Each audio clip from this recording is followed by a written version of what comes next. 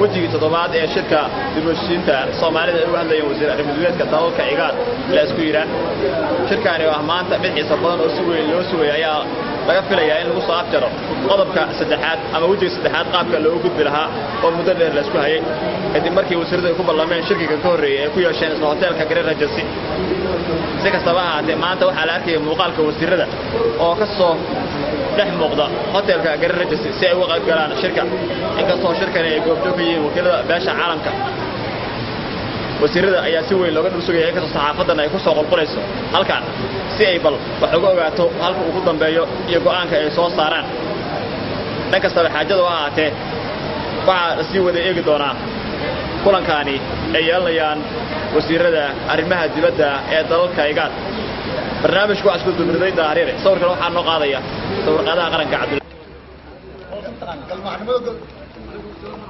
قبل ما حاس كان صاص واي حقق ده هذا المكايه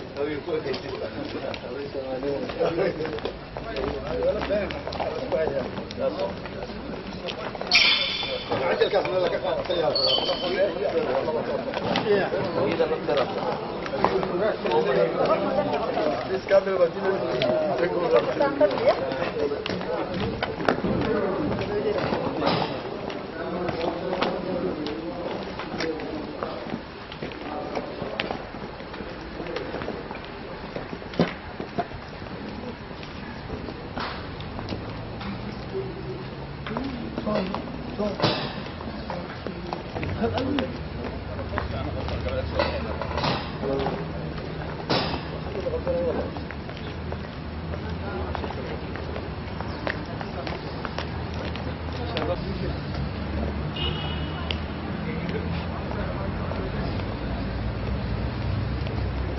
dadka soo gala musawir malwiil ya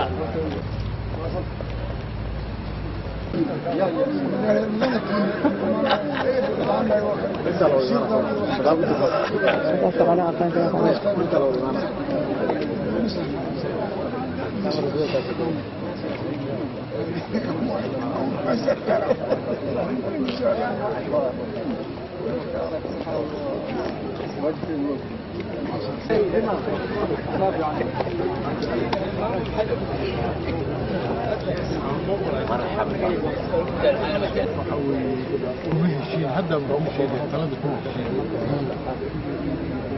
أجد لبا أجد طبعا بريم بيانا كان شيء عن كم أنا أقول بدي ساكت كده ورخي جواب عنا ضبر يا ضبر سبيع وقنبل سبيع وقنبل هذا شيء اللي وشطر عن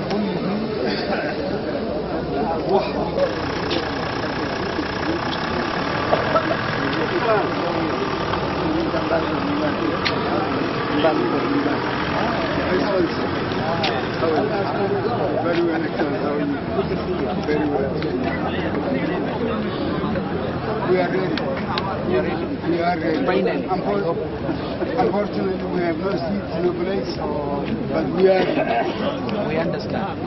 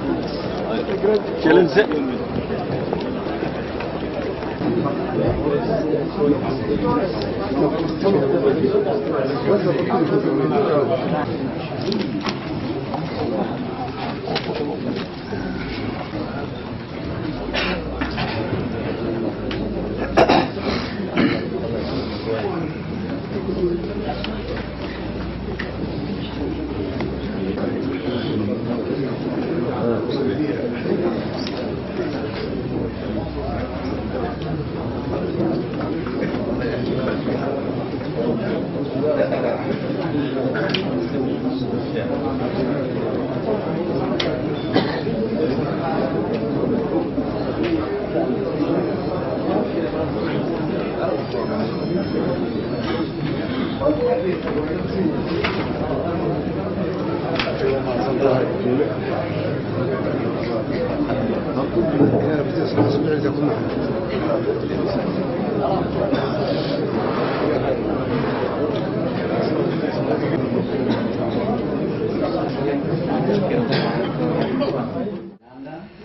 also the ambassador of Eritrea, and the representative of the Secretary General, President of African Union, and ambassadors, and my fellow Somalis. You know, I have become I don't know my clan at the moment. I have been changing my clans. Maybe I am Hawiya today. But I don't know the sub-clan. I don't know which one I should join. But Your Excellencies, we can start. Here are the Hawiya team. And while we are waiting for the others to come, we'll ask somebody to lead us with a word of prayer and the words from the Quran. And I don't know who is going to do that for us. Here is the Sheikh. Can you stand, please, and do sites and verses of the Quran and lead us with a word of prayer. So can we keep silence? Thank you.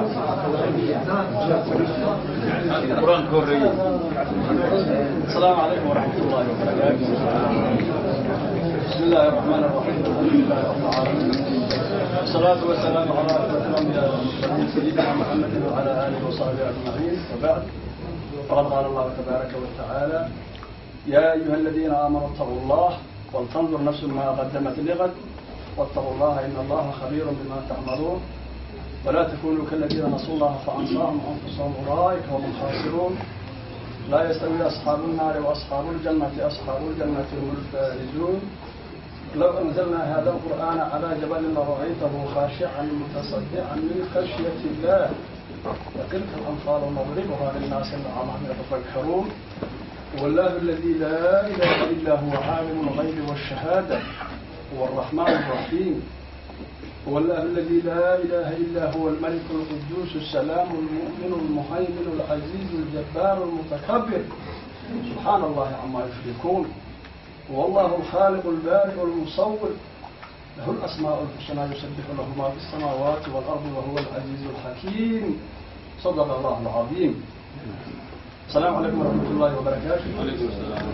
أنا أحكي لهذا معركة ماشان مرة بين أولادك الشيء لكن ما هذه سنة اللي سوي ماله إلهي يا ويسام حيا وحنا سوبر دار منا إلى أرسيسة وحنا سوبر دار منا إنا طلوع رشين هاي وحنا سوبر دار منا قفوا اللي بينه وقاعده إلهي إنه كل يهور استاجنا يا سواء قفنا لا نأتي إلهي قفنا قف تعرف إلهي بكاه خير قيامة كاه خير قفي بكاه خير سبات بكاه خير جهنم إيو جنة كاه خيسة سأجد تبي سلاح بين الناس بالله يكربا إن السوسور والكام بالله يكربا أدين كل تحدي إن الحاجات السام بالله يكربا ذلك كلام ولا لين وصومالي إن الله هو رسول الله السام بالله يكربا والسلام عليكم ورحمة الله وبركاته. Do the translation.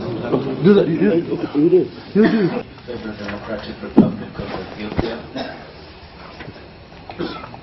Your Excellencies, ambassadors representing the Republic of Uganda, the Republic of Eritrea, Excellency, the representative of President Ali Kooxeedyada, EU President of the Commission of AU, the facilitator and Kenya Special Envoy, Professor Kiplagat, and your team, my colleague, Honorable Muuse Suudi, is sitting at the back, but shortly I'll ask him to come very close. Somali leaders, our friends, members of the IGAD Partnership Forum. Wassalamu alaikum.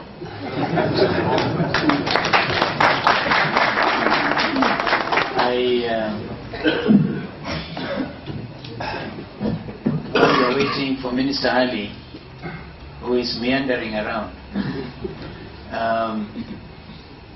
I want to very warmly welcome you to this session, a very crucial session. But perhaps I should point out that we had our meetings yesterday as IGAD ministers responsible for the process, but our responsibility stops just there. We know that this process properly belongs to the people who are sitting here today and others who are outside. I am hesitating because what I want to say, well, the minister from Djibouti is here. I think it will be more complete when Minister Ali is here. So you bear with me. I think it is important. If somebody else wants to take the floor, they're most welcome. I've been waiting to be told, to see an example of one genuine traditional leader. I'm here to greet one because that word has been in every communique. Genuine traditional leaders, and I know they're here. Could some of them stand so I actually see? No, it's okay. It's fine. Maybe could just stand.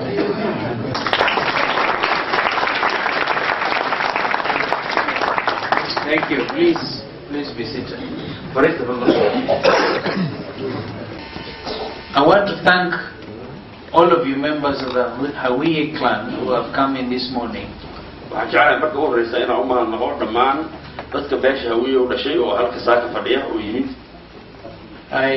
I know that every member of the Hawiye clan who should be here may not necessarily be here.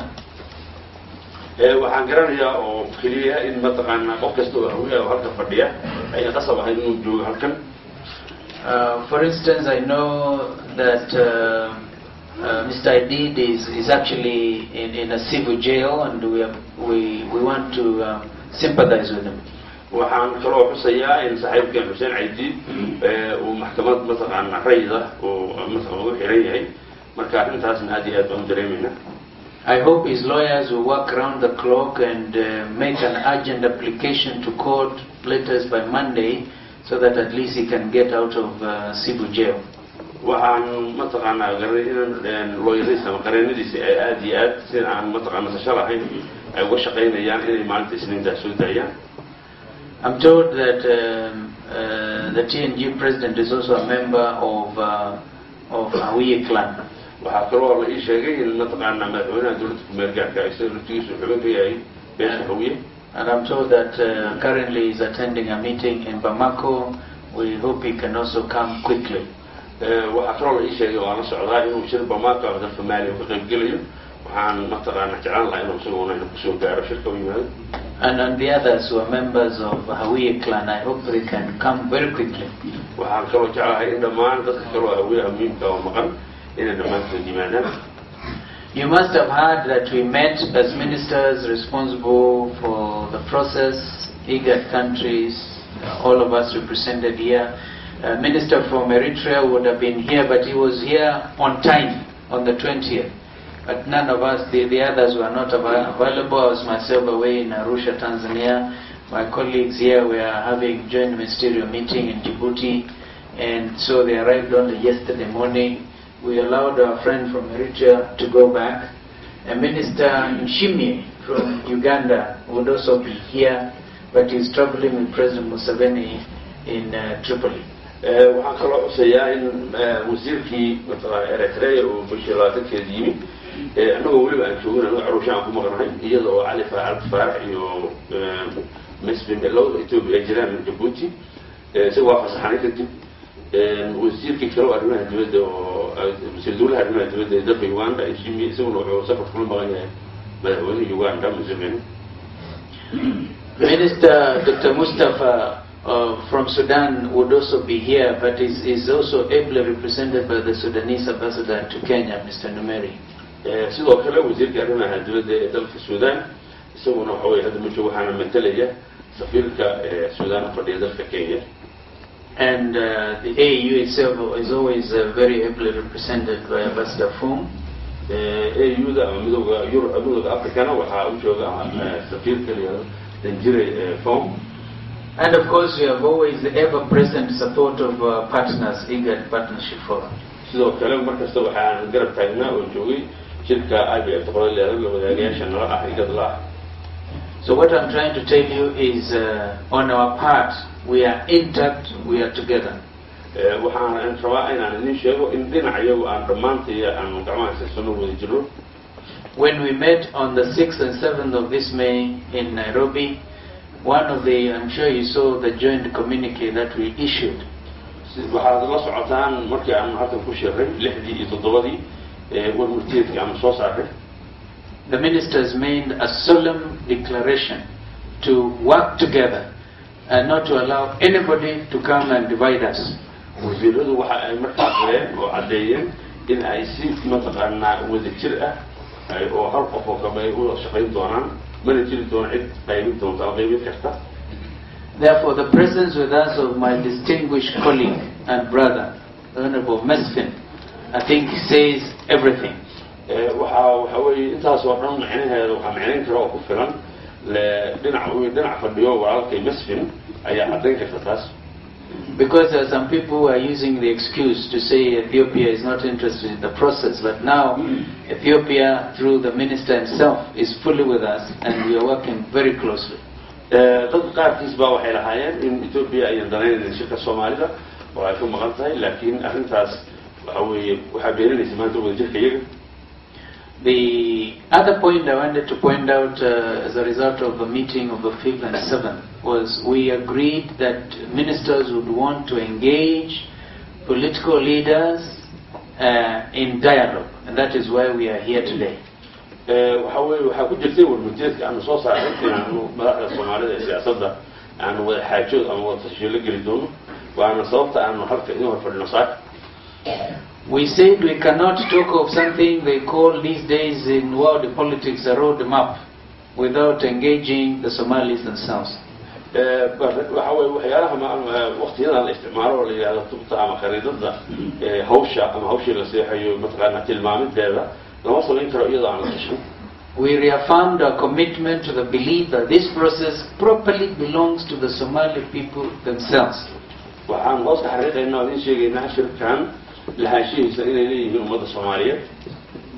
And we are here to clap our hands for you, to encourage you to get along, but we cannot take the critical decisions. The decisions must always be taken by the Somali people themselves. waxa weeye waqtiyo badan baynu wada joogi karaa laakiin arrimaha muhiimka ah oo go'aanka in laga gaaro idinka iskale.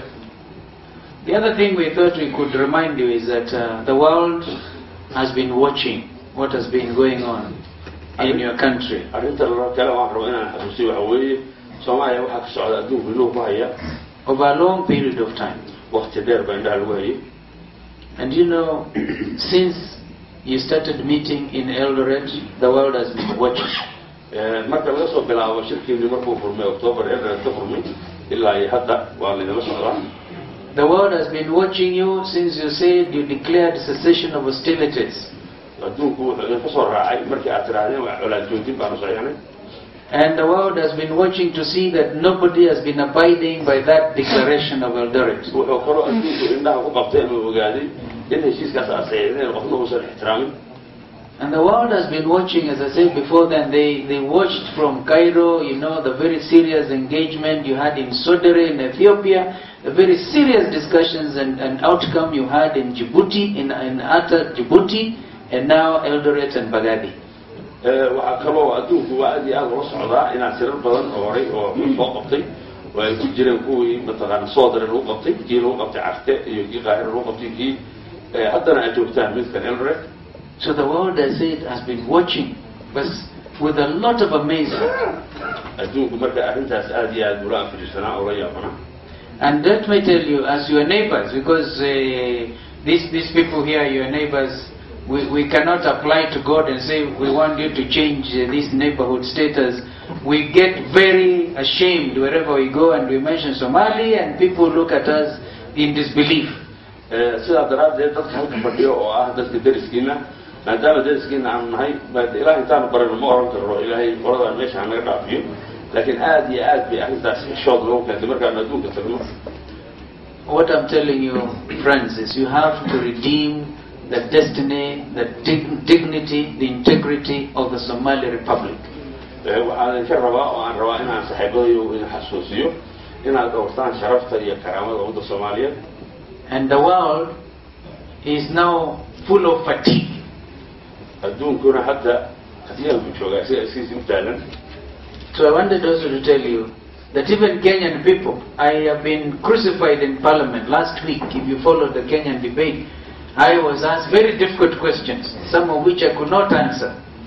وهو يعني نفتكر وحليسي وقت عرس وبرلمان كمان قولها شعب دولة كينيا وحن اللي ودي سؤال آدي واضح وقعد أنا في جواب كان. Like Mr. Kheybdiid, the Kenyan businessmen in Eldoret who are almost going to civil jail because they can't make their ends meet. سيدا طبعا أنت عيدي وكلا وأهل فريضة وأهل كان حيس يسوي ضد وجن عصر وأهل تاس مثلا إلا Eldoret نماوي. And the crime they committed is they welcomed their Somali brothers and sisters.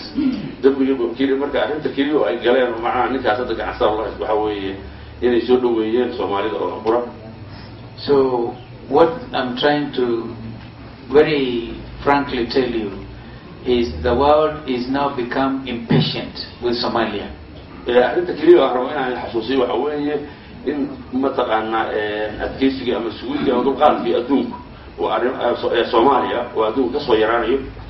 This has been the longest engagement. One year, I think it's now going to 19 months.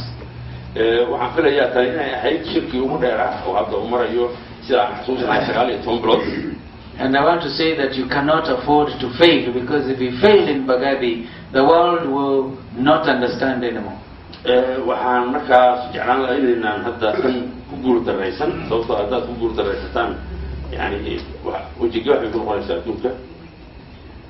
Matters of the administrative type that Professor Kiplagat and the team have been dealing with, I know have not been easy.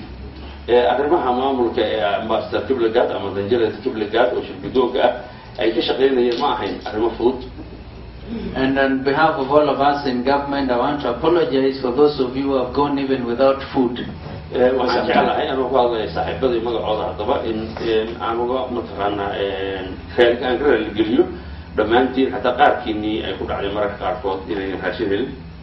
I also want to thank our partners who have been able to bear with us. I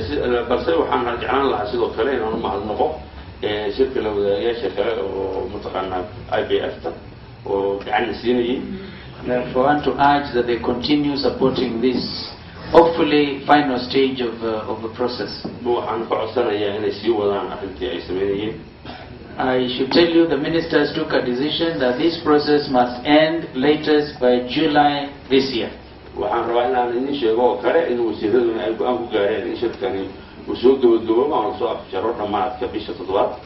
So since you now have, it's considered that May is gone, you have clearly 60 days to complete this business. And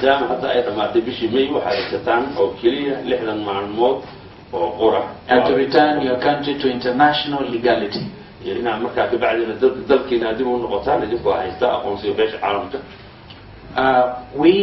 are launching the African Peace and Security Council in Addis Ababa on Tuesday.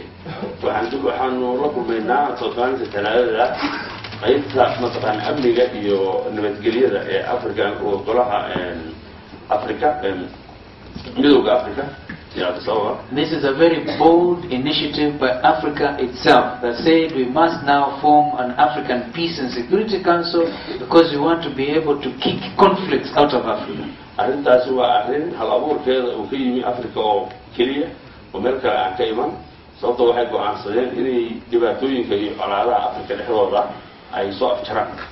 we will be having to discuss in the agenda of the first African Peace and Security Council Summit the matter of Somalia.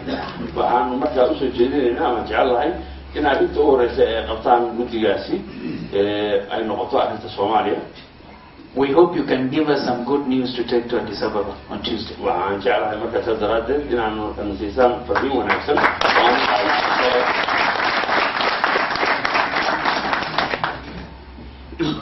I also want to say that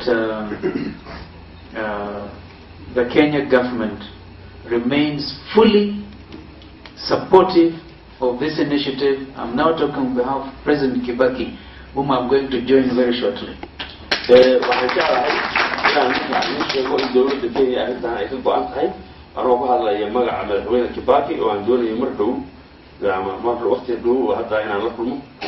But he is also amazed, like all of us. بس لفتي سؤال يا مثلا مدح مقامها مدح وحيا سيدا يو خلي. You recall that he received you in the State House on 29th of January, and there was jubilation and celebration. wuxuu sheegay inuu 29 January oo baro kulmay madaxtooyada in halkaas farxad iyo damaashaadna uu ka jiray. He was hoping by now that at least there would be progress. But I want to tell you, the Kenya government, represented by the president and the rest of us in government, remain in solidarity with the people of Somalia. We get embarrassed when we hear that some of them have not eaten. We also applaud the patience of the delegates who have been here for the last 19 months. And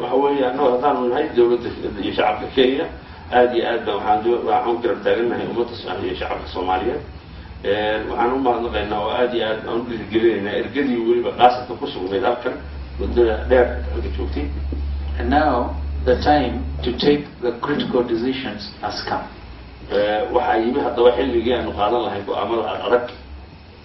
I wish you well as you consult with us. The ministers are available. We are here. Shortly I will have to rush to join President Kibaki in the town of Machakos, which is not very far, but I'll be back by 2 o'clock.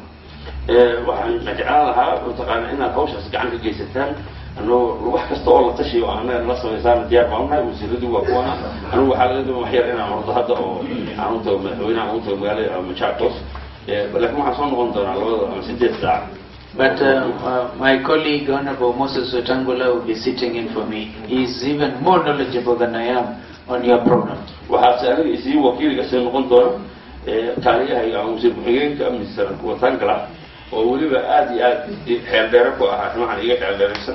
He has more patience than I have. He is only beaten in that patience regard by Ambassador Kiplagat.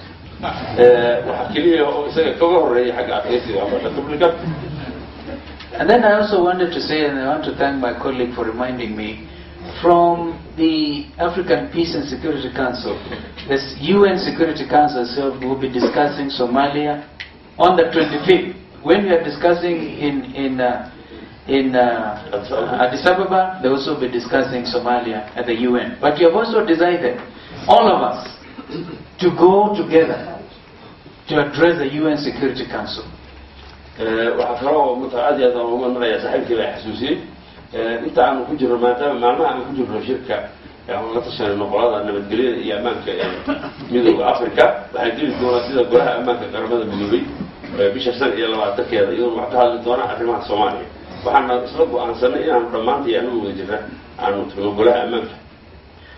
will be hopefully doing this in the month of June.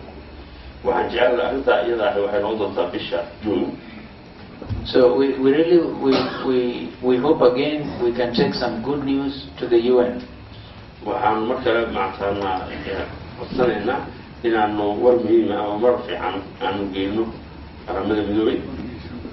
So meantime we are calling on you as ministers and your neighbors, for goodness sake, for the sake of the Somali people, the women and the children and the aged who can't defend themselves, for goodness sake to please abide by what you agreed to do. Cessation of hostilities. We are going to be identifying those countries that have been arming the factions in Somalia for purposes of continuing, because this has been, as President Museveni called it, slow genocide.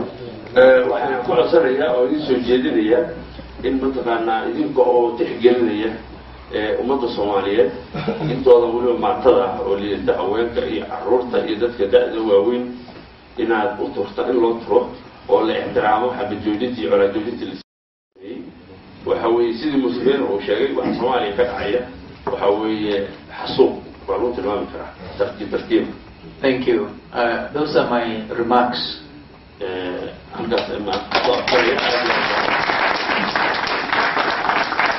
We wish you God's blessings as you find a solution to this conflict.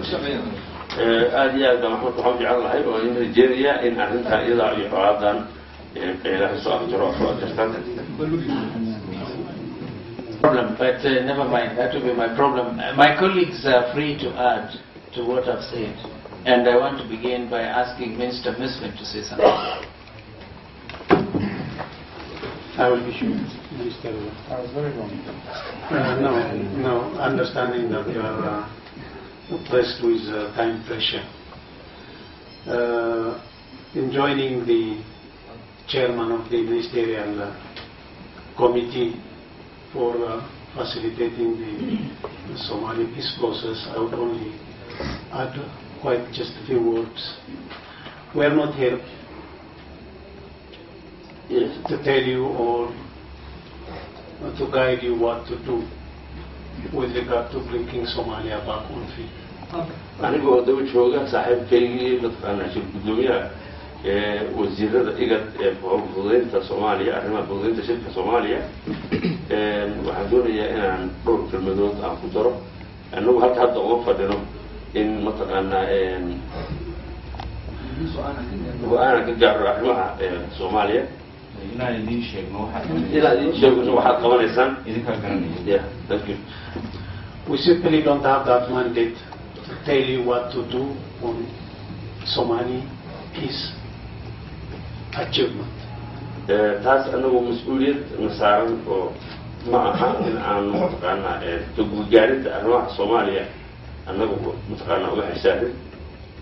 As people with deep history, proud people, we know you are the masters of your own affairs.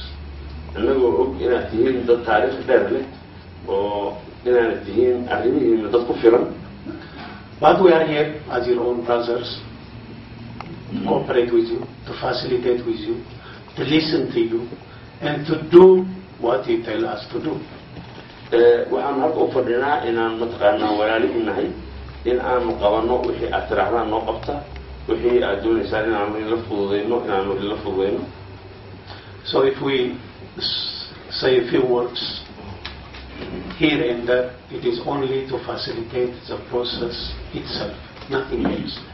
haddii aanu haddaba aanu halka iyo arrimo tusaalooyin aan insiino ama aanu iska daba hadalno ujeeddadii waxay ku kooban tahay oo qura in aanu fududeyno geedi socodkan. But we have been doing it for so long, and we've said there is limit for everything. waxaan arrintaas soo wadnay haddaba muddo dheer wax walbaana xuduud bay leeyihiin oo ilaa waqti baa la wadi karaa. Even your own mother, she may not claim that you don't belong to her, but she would definitely say, no, I'm fed up, I cannot help you. xataa hooyadaa baa laga yaabaa inay mataqaana oo soo korisay oo ku hayso oo ku dhashay inay mararka qaarkood joogsato oo istaagto tiraahdo ilaa heerka kuma sii wadi karo kuma dhaafin karo. I hope you all recognize that you have failed Somalia and the Somali people. As leaders, you have failed your own people and your own nation. waxaa xusid mudan in aad Soomaaliya idinku aad meeshaa dhigteen weliba khaasatan haddii aad tihiin hogaamiyaasha Soomaalida ee halka fadhiya hadda. But this has not been probably unique to Somalia. The only thing now you have to do is to say enough is enough, and now that you must be determined to bring Somalia back on feet. arrintaas ama guuldarray siyaasi ama dhibaatadaas ma ahayn mid keliya ku kooban Soomaaliya. hadda waxaa laydinka fadhiyaa inaad Soomaaliya badbaadisaan sida ay cagaheeda markale u istaagi lahayd. We'll have a lot to say during our conversation. Let me pause here. Thank you, Chairman. waxaanu qabi doonaa marar badan baynu wada hadli doonaa laakiin hadda halka aan ku nasto.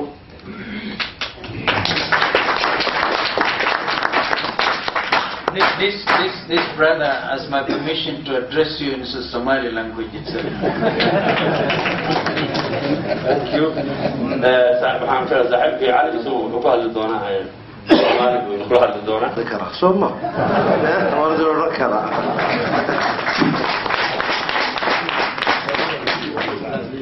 Now you have to translate the other way around. No, he's given that he was allowed to talk to them in Somali. Now he'll be very open with them and talk to them whatever wishes to be addressed. In badan ayuu adduunkuna odhan jiray idinkuna aan odhan jirteen dalalka igad wallahi dawlad waan samaysan lahayne waxa aan كدق لنا وحن كدسن كر لنا جيبوتي يو إثيوبيا يو دولة هي دولة نقدر قول بارية. So many times Somalis have said, and other people from the international community have said that Somalia will have gotten a government, will have resolved their problem. The other problem why we cannot get the solution is because part of the IGAD member families, particularly Ethiopia and Djibouti, were not ready to help Somalia do this, or they had their own agenda to solve this. So this is to prove that that is non-existent now. waxaan u malaynayaa cidda dowladoodii iyo qarankoodii iyo karaamadoodii ay maqan tahay waa idinkaanay markaaba idinka go'nayn inaa waxaad dhisataan haddaad doonaysaan inaad dhisataan Djiboutina idinma diidi karto Ethiopiana idinma diidi karto dowlad kalena idinma diidi karto waana idinka go'nayn baaxid. But having said that, at the end of the day, it is the Somalis who have no governments who have got a problem. So whatever is said and done, it is up to the Somalis to reconcile themselves and form a government. The others, like Djibouti and Ethiopia, their only role will be to help the Somalis resettle their problems and do something for themselves. waana idinka go'nayn baaxid idinkuwa marmar siiyo ayuun baaxid waxaan leenahay maanta marmar siihi ma jiro maxay idin odhan maantana baan idin leenahay. So many times you have given this fake or lame reason that Ethiopia and Djibouti were not able to, or were not in a position to assist Somalis. That is now over. We are ready to help you. Ultimately, the decision has to be made by you. You have to do something for yourselves. waxaan idin leenahay oo si daacadnimo iyo walaalnimo ay ku jirto tii arrinka aan ka dhannahay oo maanta igad run ahaan ay ka go'an tahay. idinka arkaya Djibouti iyo Ethiopia weligood ismaydin weligoodba saaxiib ah weligoodba waan ni sheegay su'aalaha dogeeda. In brotherly terms, we are telling you there is no one time Ethiopia and Djibouti had fought over anything. They were always friends. Djibouti and Ethiopia were always friends. So this is to tell you in brotherly terms that we both and everybody in the region is ready to help you. So if you are willing to help yourselves. xitaa qadiyadiina halka inaga gaarsiisan tahay eegada ka gaarsiisan tahay si aan tusno waan sheegaynaa walaalaha isdilayo iyagu aan jecelahay in sida ugu dhaqso badan inay u heshiin doonaan. Eritrea iyo Ethiopia ayaa wada ku heshiiyay wadajir arrinta Soomaalida inay ay u wada galaan oo ka mid dhaliyaan. And to prove to you that we are united in this effort to help Somalis, even Eritrea and Ethiopia are ready to be united with on this particular issue about Somalia. Everybody is united in the region. So this is to prove to you that even Ethiopia and Eritrea can sit together and be united for Somalia. Alhamdulillah, alaan weyn baan rabeena soo jeediyo ma soo jeedinayo waa la badan yahay.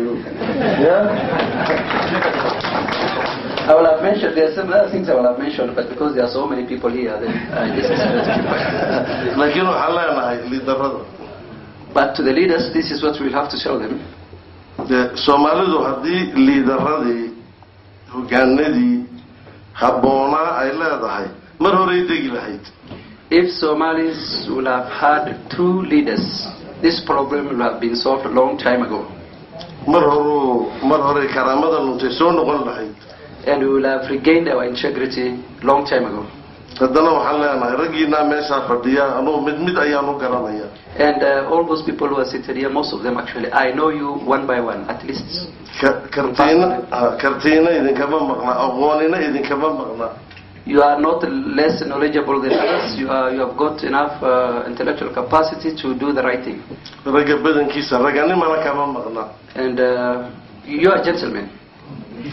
waxa meesha yimid oo yaalo kaliya ismaandaaf noolbo wili ana intii kale loobi Soomaaliya no. The only problem is that they have personalized these issues that's such that everybody wants to consider his own interest before others. This is what has the main cause of the problem.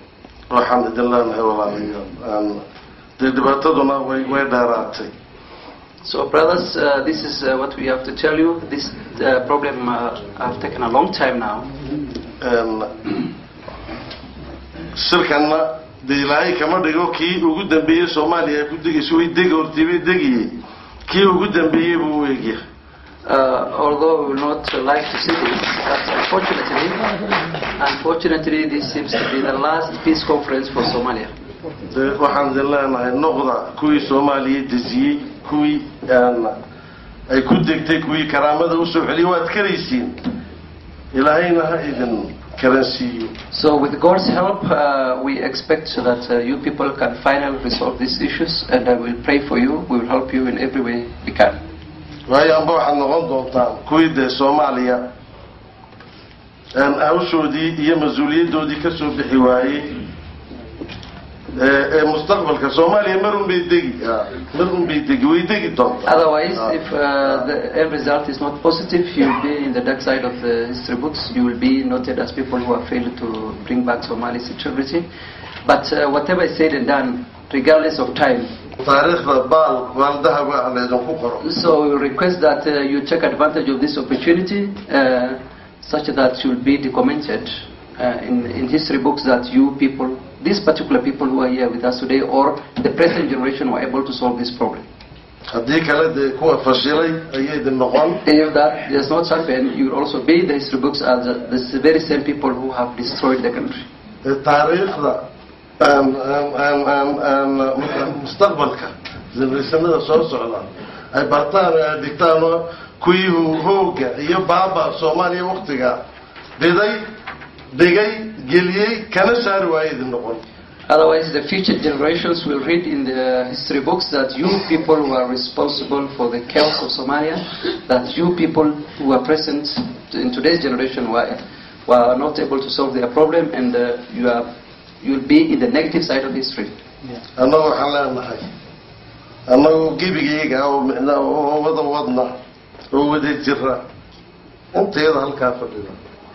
United as members of the IGAD family, those who are seated here today, united, this is what we are telling you. Yeah, we will pray to God that may you be the people who resettle and solve these issues. This is our prayers for you. This is what we expect of you. You have the means to do this, but it will depend on you. For us, just the way my other brothers have said, the final decision has to come from you, and we will help you in whatever ways we can. Thank you. I thank my colleagues, and before we hear from your side, I want to share briefly with you what we expect you to do. waxaan la wadaagayaa mataqaana saaxiibaday waxaan jeclahay intaan hadalka idin soo gudbin inaan mataqaana ariya idin brief garano. Basically, on our side as ministers, we want to reaffirm with you that we have come to the end of phase 1 and phase 2, and we would want to begin the final phase. waxaan rabnaa inaan la socodsiino haddaan wasiiradeenahay in la soo afjaray oo soo xirmeen oo la soo dhaafay wejiga koowaad ee shirka iyo wejiga labaad lana gelayo wejiga saddexaad.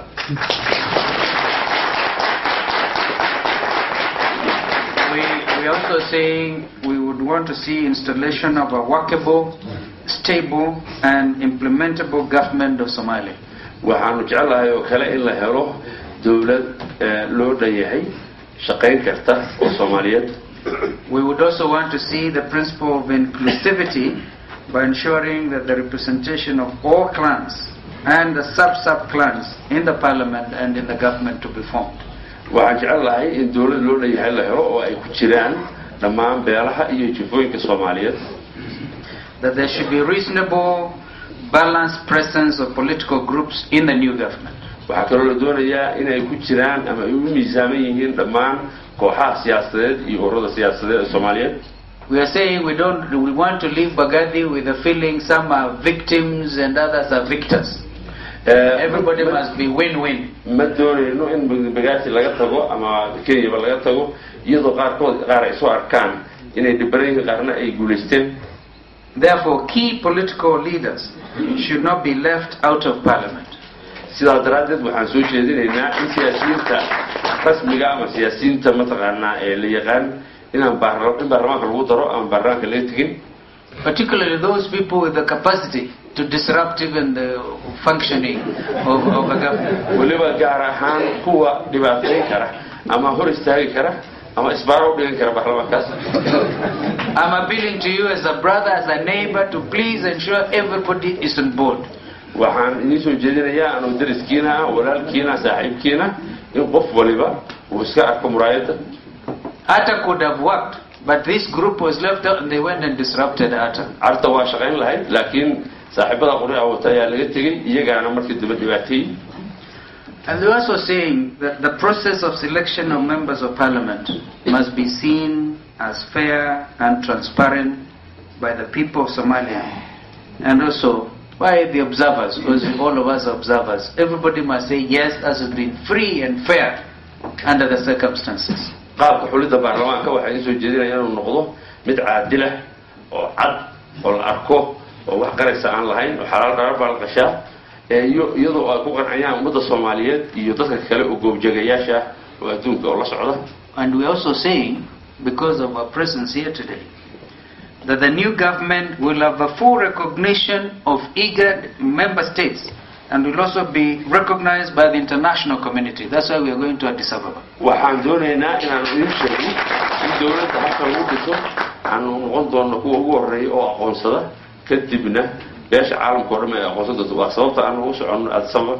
The first thing we shall do as ministers, IGAD Council ministers in the summit, our presidents, led by President Museveni, in that regard, will be to issue a very firm and unequivocal commitment to the recognition, with regard to the recognition of a new government in Somalia. shaqada ugu horeysa oo aan qaban doono haddaan nahay wasiirada IGAD ee fududeynta arrimaha Soomaaliya iyo annaga iyo madaxdayada oo madax u yahay madaxweyne Museveni waxay noqon doontaa in aan cadeyno in aan aqoonsan doono garab istaagi doono xukuumadda halka lagu dhiso. We want then to share with you our expectations. That's our expectation. waxaan jecel lahay marka haddaba inaanu mataqaanaa rajada fiican aanu la qaybsano from you as clan leaders. annagu idinka rajeynayna inaad if you can fulfill the following by end of June. arrimaha soo socda waxaa qaban kartaan maar la qaban karaa ilaa bisha dhamaadka bisha June. As soon as possible. July. Even earlier. ama haddii doon laga sii horumari karo. First, to submit at least 3 members of the clan who will be able to sit on the National Arbitration Committee to assist the process of selection of members of parliament. That's not difficult. marka ugu horeysa waxaa la idinka rabaa in la soo xulo 3 xubnood oo ka qayb gala guddiga dhexdhexaadinta la yiraahdo. We are also saying that if it's possible to submit a list of 61 members of parliament for each major clan and 31 of course for the 5th clan. waxa kaloo ku xigi doona haddii ay suurto gasho oo ay fududaato iyadu in beelaha afarta beelood badiba ay soo xusho 61 xubnood oo xildhibaana beesha shanaadna 30. And please, if you can immediately embark on the process of reconciliation between political leaders within your clans, particularly marka ugu horeysana marka ku xigi qodobka saddexaadna in siyaasiyiinta ama hogaamiyaasha kooxaha ee hawiye ee hadda halka fadhiya inay dhexdooda iyaguna ka heshiiyaan. Once every clan like the Hawiye is properly reconciled, then organize a reconciliation with the other clans. marka ay hadday idin xirigasho idinku aad dhamaysaan khilaafaadkiina gacan waxaad ka geysataan kuwa kalena inaad khilaafaadkooda wax ka xalisaan. We also feel that as your friends that the following should really cease to exist. The blame syndrome. waxaan jecel lahay oo in soo jeedinaa sida saaxiibadiina in arrimaha soo socdo aan soo sheegi doonaa ay meesha ka baxaan ama la joojiyo. waxaan ugu horeeya midda ah is-eedaynta. Blame the minister Musyoka and so a statement is a dictator or something like that. eedaynta sida tusaale ahaan midqaana wasiir Musyoka waa dictator isaga soo saaray waxaan isaga sida sameeyay. Blame Mohammed Dere siappeared. in eedaysaan Mohammed Dere waa tigi or Kanyare is a terrible fellow. ama Kanyare waa sidaas oo waa nin dib badan. That's what I'm calling the blame syndrome. waxa weeye this has to end. arrinta iyada oo mataqaanaa buufiska arrintaas oo is-eedaynta in la joojiyo.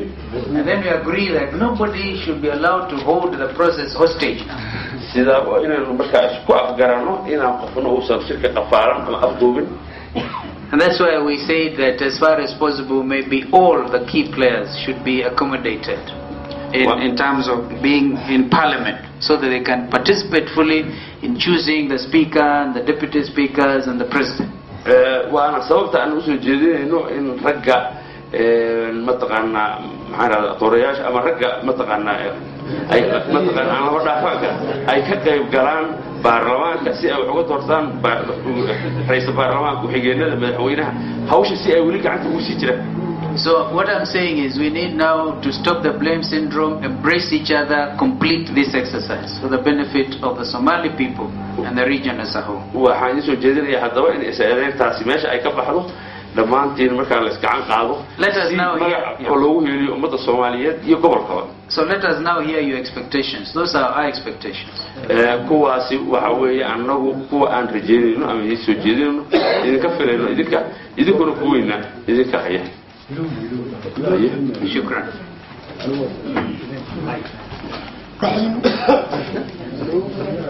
waxaan halkaa ugu soo gudbinayaa salaam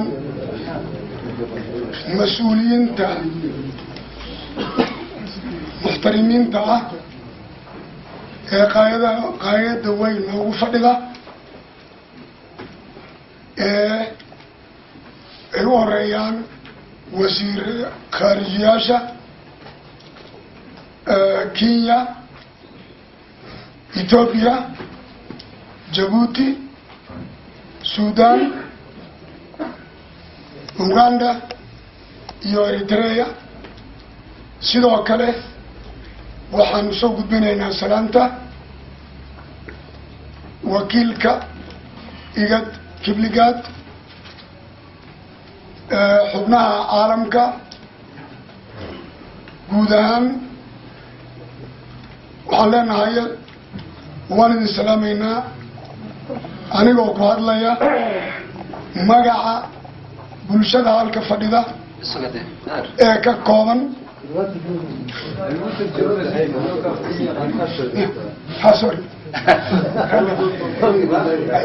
First of all, our greetings to everybody present here, particularly to the ministers, the foreign ministers, and to other members of the international community who are here with us today.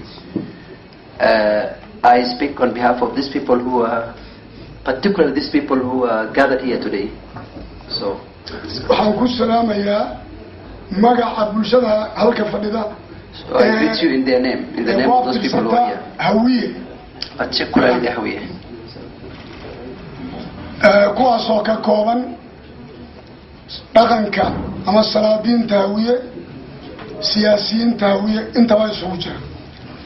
Gathered here today for the Hawiye people are the representatives of both the political leaders and the traditional leaders of the Hawiye clan. salaanta kadib waxaan doonayaa inaanan hadalkayga dheeraynin maadaama la iga dambeeyo, laakiin waxaan doonayaa inaan idhaahdo kalimaad muxadida ama kalimaad kooban. I would like to be brief, given that there will be other speakers who will follow up after I leave. I would like to be brief and very brief and, to the point. waxaa isu keenay halkana la isugu yimid shirka Soomaaliya ee soo socday muddada dheer ee sida wasiirku sheegay 9 bilood jirsaday. We are here for only one reason. This is with regard to the Peace and Reconciliation Conference for Somalia, which has been dragging on or has dragged on already for the last 19 months. waxaan doonayaa inaan halka ka iraahdo wuxuu ahaa si kooban in xikaayaadkii ama khaldaadkii ama huhaadii iyo isdhexmarkii arrimihi ahaa laga gudbo maanta ka dambeeya. So briefly, if I may want to say, it is our wish, or it is his wish, it's our wish to say that from now and henceforth we should be looking to the future we should have these small issues or bottlenecks or impasse that is here and there should be ignored and we can proceed. sida loo ogsoon yahay shirkan waxaa daadiyahayay igad mas-uulna ka eeday xukuumadaha ku abtirsada iyo wakiilada ay u soo dirteen IPF-ta iyo guud ahaan hay-adaha caalamka ee maalgeliyay. We know that this has been a conference that has been facilitated or under the direct management of the IGAD member states and by extension to the members of the IPF. wuxuu kufo oo kaco maanta wuxuu soo gaaray in halka looga hadlo marxaladiisii saddexaad in loo gudbo. So regardless of the past, so the impasses, the bottlenecks, the progress and the achievements, whatever that been achieved, regardless of the past, today we are here to talk with regard to the final phase of this conference. waxaa nasiib wanaag ah inay ku dhan yihiin wasiiradii arrimaha dibadda xukuumadaha aan kor ku soo sheegay halka ayagoo daadinta ama meelmarinta shirka ayagu leh. It is important to mention here and even to note here that the foreign ministers are all united for this particular issue. They are all here. And they are all here with us. And that's a milestone itself.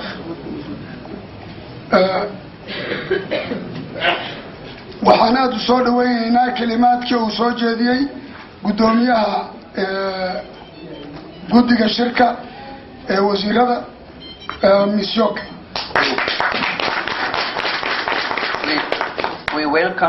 We welcome the statements and advices given by the chairman of the ministers, Mr. Honorable Kalonzo Musyoka.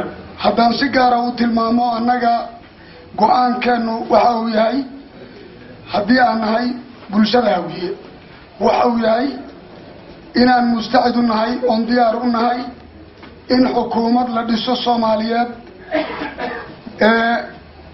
loo dhan yahay.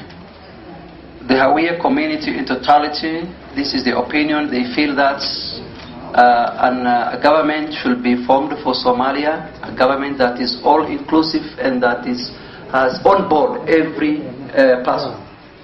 weliba arrintaasuna ay noqoto si degdeg ah ee waafaqsan waqtigii hore loogu dhawaaqay ee 16ka go-aankii la soo saaray bisha May 2004. This government should be formed immediately and according to the time stated and if necessary even before, that is before the end of July. gudbida arrintaas ka hor waxaa dadka halka fadhiya saakay aad iyo aad uga xun yihiin in walaalkood ee ka tirsanaa mas'uuliyiinta siyaasiyiinta beesha Hawiye Xuseen Maxamed Caydiid oo halka ka maqan yahay xaqiiqaduna ay tahay in anagu hadalba inaan halka ka soo jeedin laakiin xurmada shirka iyo mas'uuliyiinta halka fadhida darteed ayaan u dabagalnay inaan soo gudbino ra'yigeena. Before then, it is very important to say here, with regard to the current situation of one of our distinguished leaders, Hussein Mohamed Farah Aidid, who is not here with us today, and we know the reasons why he's not here. Actually, this is a matter that's very important to us. Why we have come to this meeting is because out of respect is what has brought us to this meeting. Otherwise, that is a very big issue on our shoulders. It is not a light issue. We would like any assistance of art for him to be released. sidaa darteed waxaan ku adkayaynaa carabka kuna celaynaa Xuseen Maxamed Caydiid inuu xaq u lahaa yaana nin liidar ah ee beesha halka fadhida ka tirsan dowladda Kenya mas'uuliyiinteeda uu horeeyo wasiirka arrimaha dibadda Kalonzo ayay u soo jeedinayaan culeyskaas asiga ah inay xaqiiqadii leedahay waayo waa xubin naga maqan waxaana la yiraahdaa xubinta kale ayay kaabtaa. Hussein Mohamed Farah Aidid is a leader among ourselves, a distinguished leader, a leader who is a leader in his own right. We will request that whatever possible should be done, particularly the Minister Kalonzo Musyoka and his group should make the necessary effort to enable him be part of us, because he is part of this process. He himself is part of this process. And there is this saying in the Somali community says that one finger cannot wash the whole face. We need him to settle this issue. waxaan doonayaa inaan arintaas haddii aan saa u tilmaamay inaanan ka gudbin oon tilmaamo waqtiga muxadadka ee la qabtay inaan soo dhaweeyayno in dawladdu xubnihii baarlamaankana la soo xulo lana dhameystiro si dawlad loo dhiso. It is our hope and our feeling that in the given time frame given, that is by July 31st, a government will be in place. We will do everything possible to make sure that we can even beat that deadline before then or by that particular date. kelimadayda ugu dambayso waxay tahay in shacbiga Soomaaliyeed meel uu joogaba oo dardaaran soo dirayo una soo dirayo mas'uuliyiinta shirka ha noqoto madaxweynayaasha wasiirada guud ahaan cidda shirka kan daadiyeysay hay'adaha caalamka ururka Afrika iyo cid kastaba oo shacbiga Soomaaliya uu soo dirayo wax la yiraahdo dardaarankaas oo ah in shacbiga Soomaaliyeed doonayo in xukuumad la dhiso oo shirka kan oo ah shirkii 13aad ayaan awna noqonin mid fail garoobay. And lastly but not least, I would like to take this opportunity to tell everybody, particularly the members of the IGAD frontline states or IGAD family, the international community, all Somalis here, that Somalis wherever they are, both in the diaspora and in the country, everybody is sending a message that this government should be constituted as much as possible, and they want this information to be given to everybody. fikirkaasna anagu haddii aan nahay siyaasiyiintii iyo dhaqankii waan isla aragnay waan isku waafaqnay shirka inuu hor u socdo ayadoo ay dhici jirto in la carabaabo beesha hawiye waa ayada ayaa lug jiidaysa waadna arkaysiin maanta inay raalli ka yihiin. So we are unanimous.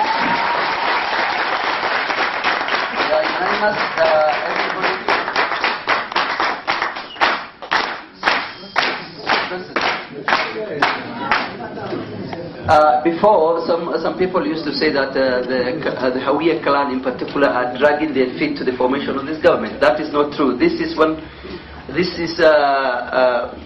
to say that in front of you, this is the Hawiye people, and they are taking this opportunity to tell the world that the Hawiye clan is more than ready to institute this government as soon as possible. waxaan markale u mahad celinayaa mas'uuliyiinta guud ahaan waana iraaday kelimadii aniga la yaxil saaray inaan halka ka soo jeediyo wasalaamu calaykum rahmatullahi. That much for him.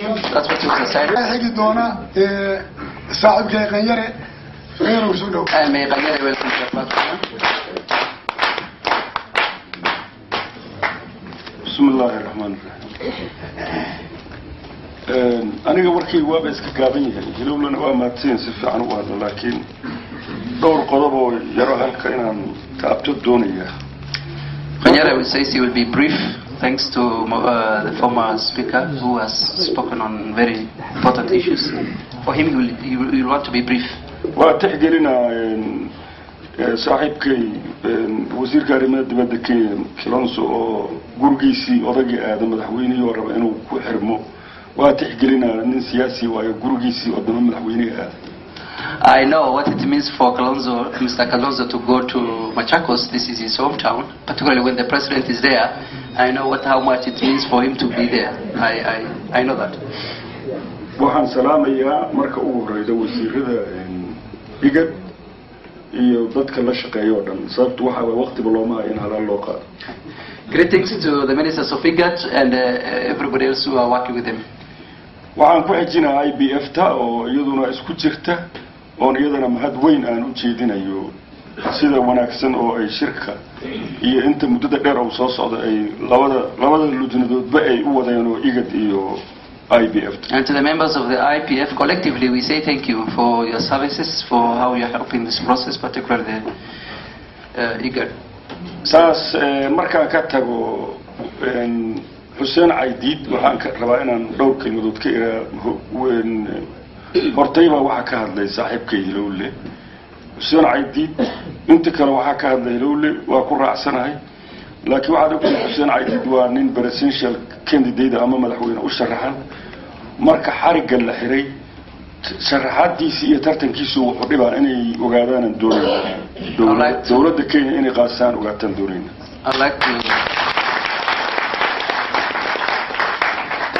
I would like to now comment on the situation of Hussein Mohamed Farah Aidid. This is one of our leaders who is also a presidential candidate, and given that this current situation will not enable him to participate in the process, we want this situation to be alleviated.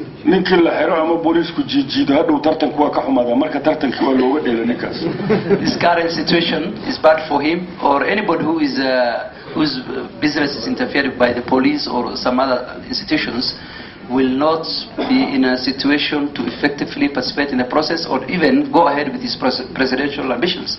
So this is a problem for him. arintaas waa wax weyn bay u dhimaysaa ninkaas marka waxaan doonaynaa inuusan isniinta ka daba marin oo la soo daaysinta This situation will have to send Aidid to proportions that we do not expect it to be very bad on him. So we request and require that he be released Monday or latest by Monday, 4 o'clock. waxaa la yiri markaan shirka soo galeynayaan by Monday. shirka yaan la gelinaa la yiri iyadoo Xuseen Caydiid xiran yahay annaga beelaan dhibay nagu noqotay raggii iyo gabdhiisaas qaba waa qancinay waxaan niri Xuseen beero ma haysato dawladda Kenya haysata iyadana kala muddaceynaa yaanaan wasiirada aanaan iyo dadka sharafta loo meesha isugu yimidaan shirka uga bixin marka arinta arrin nagu culus way. To be honest with you, the ministers, yesterday or last night, word was going around among the Hawiye that given that Hussein Aidid has been arrested, the Hawiye community should boycott this meeting today. But as the leaders prevail over this kind of arguments, we told them this is a different situation. This is not about, this is Hussein Aidid and a citizen. This is about Hussein Aidid and a citizen of Kenya. We should not take advantage of that opportunity and cause some chaos for. So out of respect for the ministers, we prevailed over them and we convinced everybody to come here. hadda walaalaha Kenya waxa laga doonaa martida inay xurmeeyaan oo aan martida lagu xad gudbin sababtu waxa waaye ninkan haduu gurgiisa jir lahay ninka hadda ku dacweynaa inta naftiisu ma dacweyn marka horna iyaga si ikhtiyaar u macmiilay marka xoogaa ninka markuu martinimadiisa iyo sharafkiisa in la xurmeeyo loo baahan. So to our Kenyan brothers, we will request them to respect their brothers who are visitors for them. Hussein is not in his hometown, he's here with you, he's your visitor. So please, if you intaas markaan ka gudbo aniga waxa la ii dhiibay heero warba maahay anigu waxa la ii dhiibay go'aan aniga go'aana la ii dhiibay go'aanka sheegay. So that much for Hussein Aidid. This time we would like now to give you all about the decisions of the clan, the Hawiye clan, is what is going to read here. la ii dhiibay aniga. He was told to tell you the decisions of the Hawiye clan. inaan idin sheego loora wada joogo. That he tells you the decision of the Hawiye clan in the presence of everybody. Somali dawladnimay u baahan tahay hadda ka horna waa tii markii state house la jooga aan niri ninkii shirka iyo Soomaalidu waxay rabto diida maxkamadan caruusho Rwandaiska dadka la geeyo hala geeyo isaga.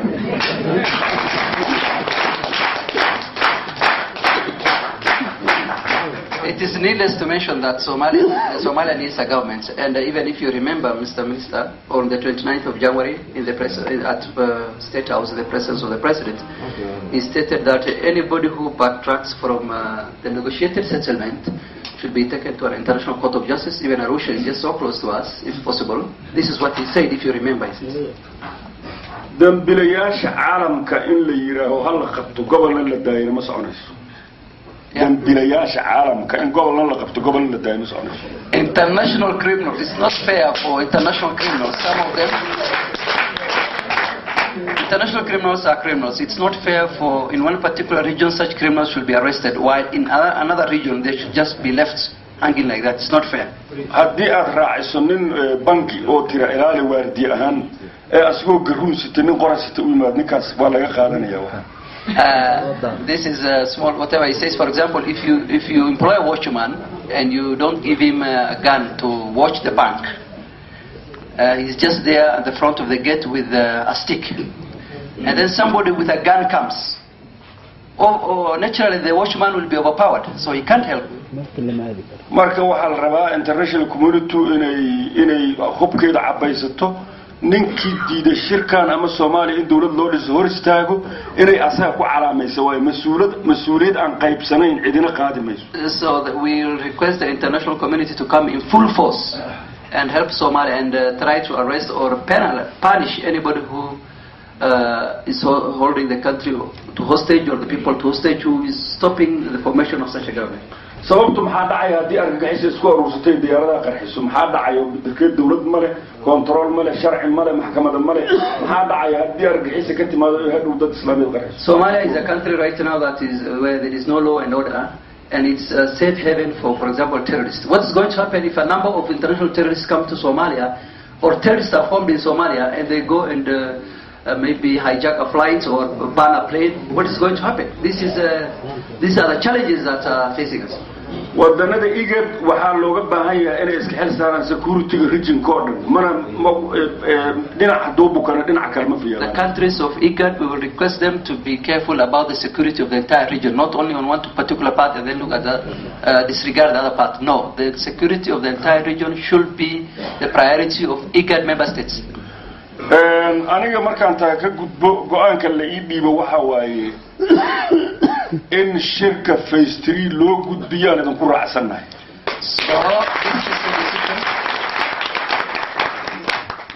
If I may now tell you the decisions of the Hawiye clan that I was told to tell you, is that this is the decision. The decision of the Hawiye clan is phase 3 should be opened and we should embark on the final phase of this conflict. waana in la xiraahoon mar dambe la sheegin phase 1 iyo phase 2. And we should never talk about phase 1 and phase 2 anymore. waxaa la rabaa oo kale oon annaga idan ku raacsanahay inaan 61 kursi oo Hawiye xaq u hela idan ka qaadayno oo aan u soo qaybinayno Hawiye hadda idan ka qaadayno. And we promise you at this place,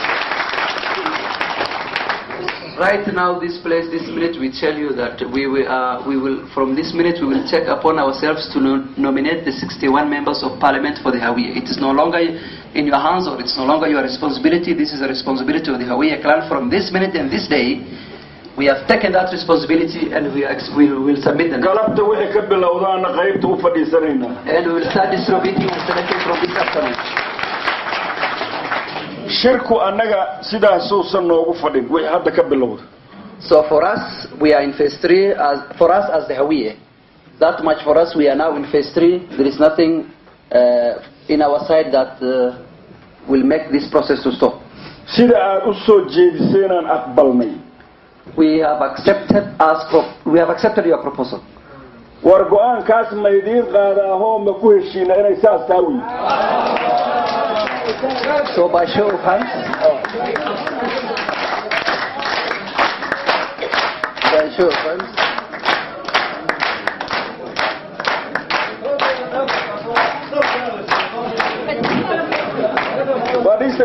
guulaysta fadhiista annaga mar dambe ma rabno in la ku qaldo inaan annaga shirka hortaagana in mar dambe la ku qaldo cidna ka akhrisamayno ogaad. So it should not be misconstrued that the Hawiyas are dragging their feet. No, this is a show by the Hawiye that they are not dragging their feet. They are on the forefront. waxaa laygu yiri oo IBF tarakamido ay yireen haddii Soomaalida qabiil loo shiriyo waxaa lagu qaybinaa Soomaalida inay yireen marka midaani ma mid wax qaybinaysa mid dhisayso dadka mas'uuliyiinta banaanka mas'uuliyadda in loo soo saaro mid lagu rabay waaye shirkaana ku salaysnaa phase 3 marka uu gaaro in qabiil loo kala qaybsado. So this is he says we have heard that some members of the IPF have been saying that or have intimated that meeting the Somalis on clan basis will be bad or will produce negative results. No, that is not true. This kind of meetings are very healthy because after all in phase 3 is about power sharing on clan basis. So this kind of meeting is very healthy. marka afar beeloodi baray ahaade saacada wixii ka dambeeyay qoladii diida ama war kale nuxsiyo keentay iyada ka mas'uul annaga ma haya. So this is about 4.5. phase 3 is about 4.5. For us, this is our position. Anybody else who backtracks or anybody who tries to bring some negative or talks negatively, that is up to him. For us, this is our stand. We are open, we are frank with you. This is our position. We have cleaned our hands. wasiirada walaalaheen oo deriskan inay nacanantaan xaqi u leeyihiin waana walaalaheen xaqaynu ugu leeyihiin inay nacanantaan sababta mas'uuliyadeena aan dib uga dhacno waana ku appreciate waana uga mahadcelin. The foreign ministers who come from our neighbors have the right to advise us, or even the right to sometimes, if necessary, to shout at us and give us out of, because they know that it is us who have abdicated their responsibilities as leaders. So they are exercising their right if they tell us to.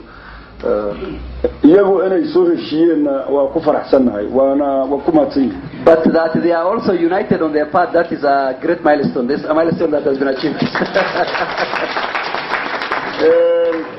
waxaan rabnaa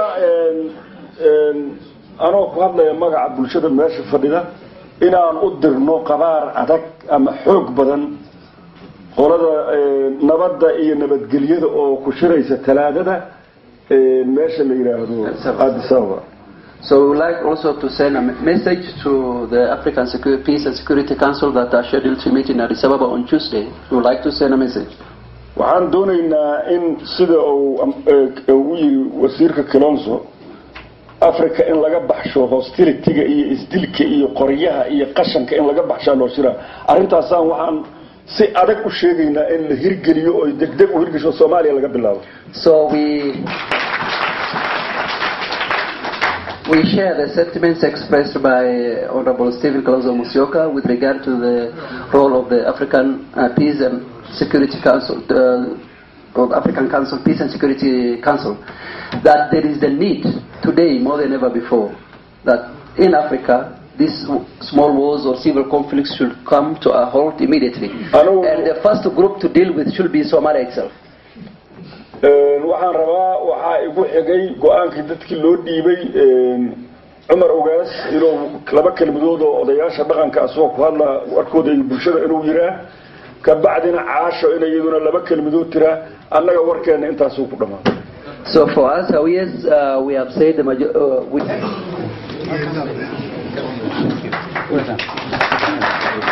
kulahay intii ay hore u sheegeen salaanta marka sidii ay hebel ma dhihi karo salaantaas nin walba darajadu uu leeyahay ka qabsado. Assalaamu alaykum wa rahmatullahi. So greetings to everybody. You cannot mention names one by one just to save time. But this is just to send greetings to everybody here. Or good morning.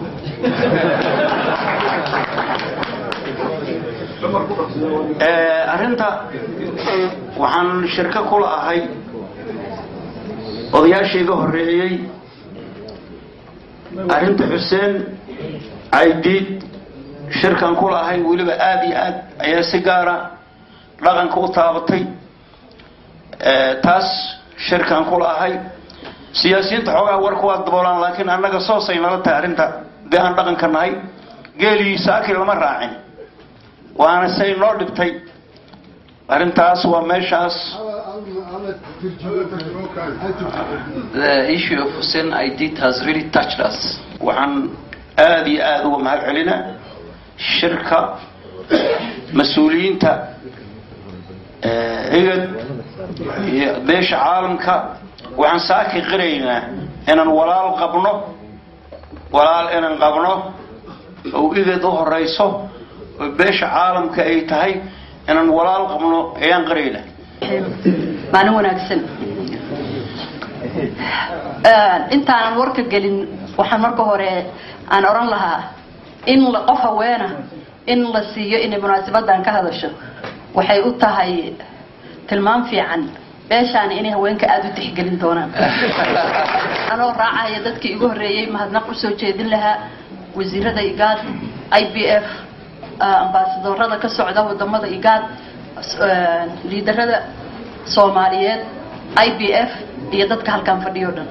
Our greetings, regards and appreciation to the members of IGAD Family of Nations, members of the IPF, the Somali leaders, anybody in attendance, and all those in attendance today here. My special greetings.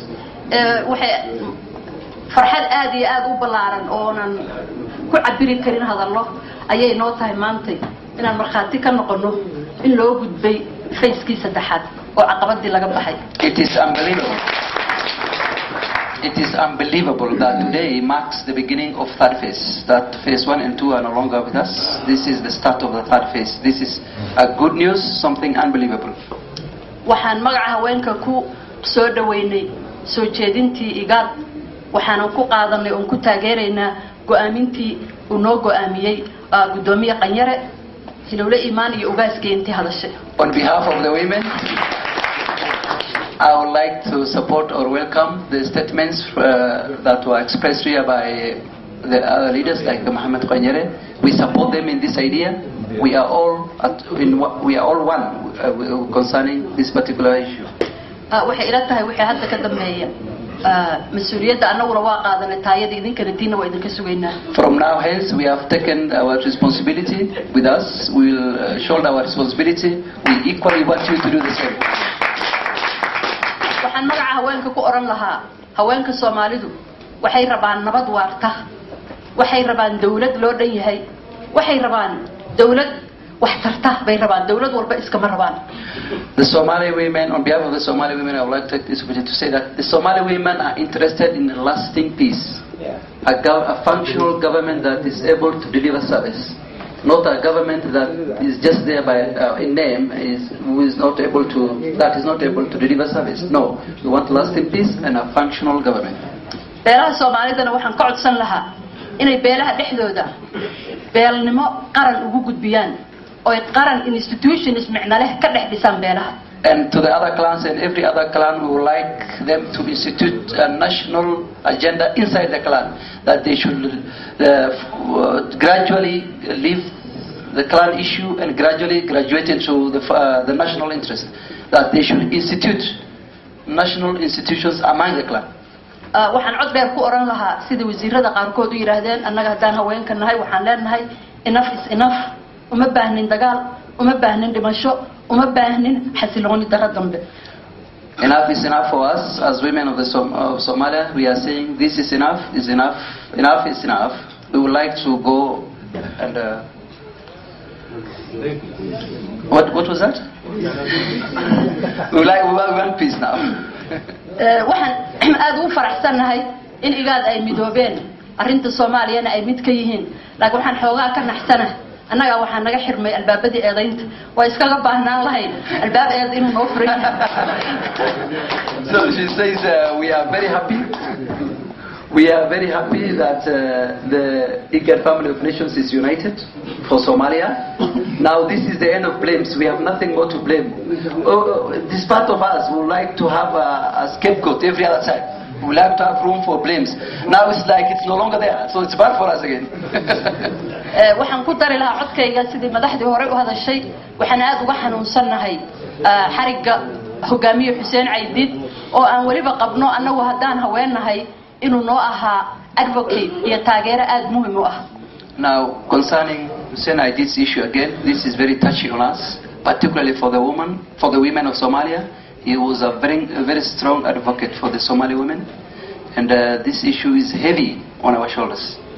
waxaan ku soo xiri lahaa waxaan u soo jeedinayaa beelaha ay ugu horeysa beeshaani anoo ku hadlahay magaca haweenka oo dhan inay marka wax la qaybinayo haweenka cadkooda aan loo dhexgelinin hoos qaybta qabiilka oo annaga cadkayga nala siiyay waa mahadsantihiin. Thank you. I would like to tell every class, particularly this particular one, that when distribution comes, the women quota should be kept aside for them.